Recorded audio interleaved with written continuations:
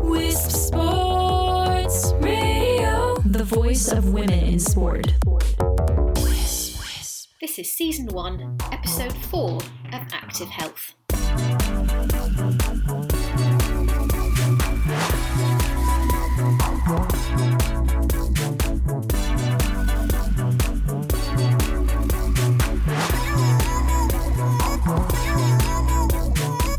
Thank you for downloading this podcast and welcome to Active Health. I'm Dr. Juliet McGrattan, and this show is about the health niggles and issues that can affect exercise or even prevent you from doing it altogether. I'll be giving you tips and information on how to overcome these problems from my experience as a doctor and as a runner. In this episode, I'm going to be talking about swimming after childbirth. Now, I wrote a blog about this and it has had so many views, one of my most read blog posts. I think it's really not a topic that you consider until you're a mum with a new baby and you quite fancy going for a swim in the pool. You suddenly start wondering, is that okay? Nobody told me about this. This isn't in any of the books that I brought home with me from the hospital or the things I read before I gave birth. And you worry, would swimming give you a risk of infection? Can you still swim if you've just got a little bit of light bleeding? What about those stitches that you've had? Should you use a tampon when you go swimming? All sorts of questions that come up in your mind, and all the advice that you get really seems to be about how soon it is okay for your baby to swim, but not actually about you. So I thought we'd just explore this topic a little bit. It's not something that you're going to find lots of medical evidence about, and it is generally a common sense thing, but I think it's very helpful to just talk through it and consider some of the different aspects of it.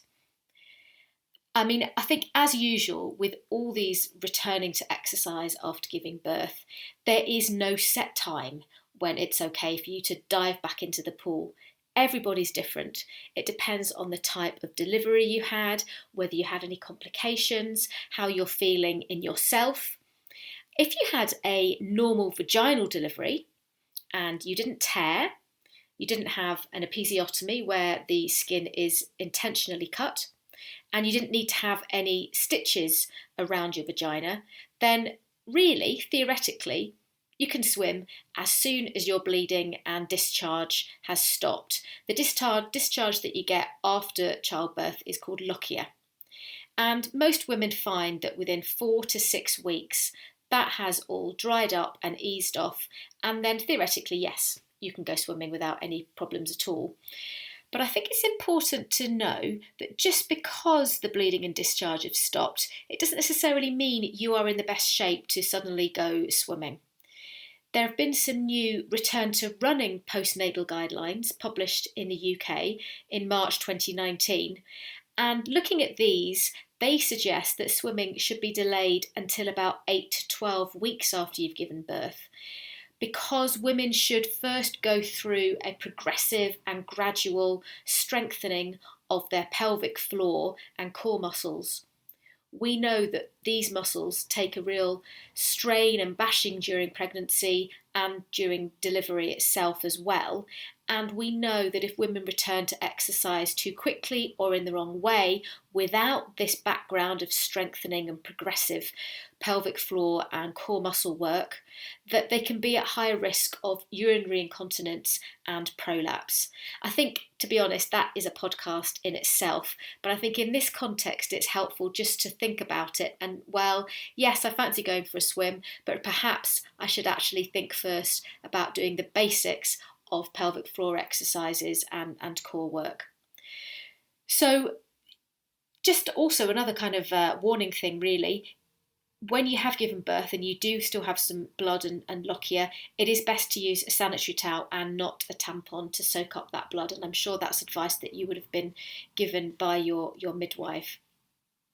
Now, if you did have tear or you did have some stitches, you've had an episiotomy, etc., then you're going to need to wait a bit longer, at least until after your 6-week check. And if you follow the return to running guidelines, 8 to 12 weeks, because your wound does need to have healed up fully. So, sometimes it's difficult to see down there. You might need somebody to check your wound, so your midwife or your health visitor can have a look and just make sure that everything is healed up properly. Generally, you'll know because things will feel comfortable and you'll feel absolutely fine when you're walking around, etc. So get someone to have a check if you're not sure, but if the bleeding and discharge is stopped and your stitches and tears have all healed up, then you're good to go. It's a slightly different story if you've had a caesarean section, because obviously you have got a big wound across your belly and you're going to need to wait until that has healed up fully. So you sometimes get those little corners of the wound which are a bit weepy or oozy, and then it's definitely best just to hang on and let that all get cleared up before you dive into the swimming pool. So really, I think when the time comes and you feel ready is the most important thing. Don't rush, you don't have to just go in and start doing front crawl madly up and down.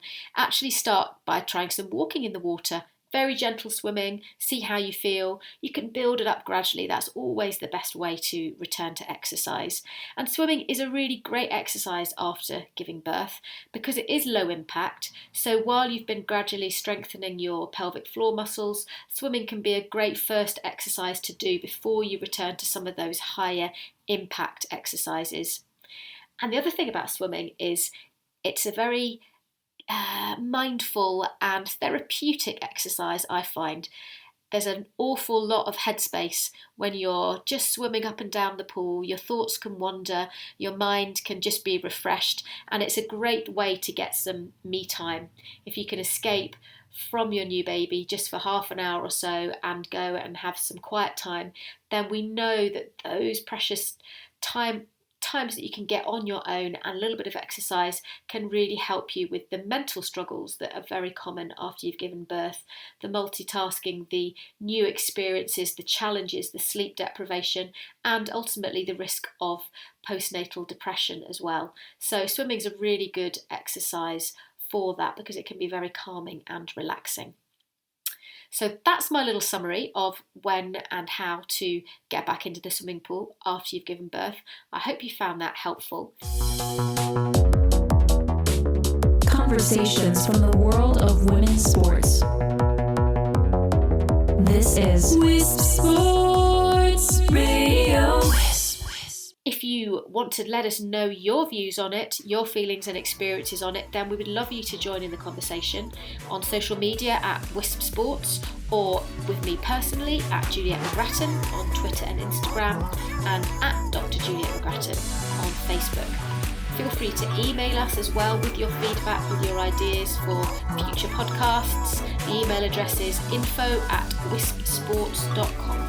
In the next podcast, I'm going to be talking about stitches, not the kind of stitches that you get in your skin after a wound from childbirth, but those side stitches, those annoying cramping pains which happen in your upper abdomen when you're exercising sometimes and quite literally make you stop in your tracks. What actually are they, and what can you do to prevent them happening? Looking forward to that one. So thank you for listening and supporting women in sport everywhere.